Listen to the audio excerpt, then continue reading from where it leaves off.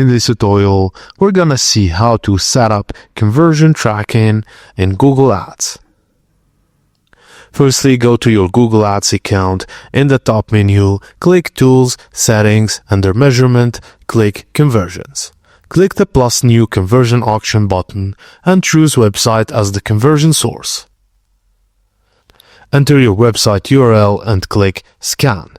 Choose how you want to track conversions and set conversion details like conversion name, value, count, or click-through conversion window. Click Done, then choose Use Google Tag Manager on prompt.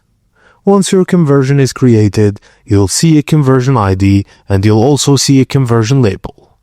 Go to your Google Tag Manager account, select your container and click Tags, then New. Name your tag and click Tag Configuration and choose Google Ads Conversion Tracking. Enter the conversion ID and label you copied from Google Ads. Now click Triggering, then New.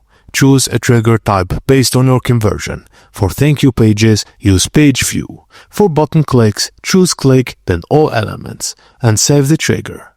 Just click Submit in the GTM and add a new version name, then click Publish.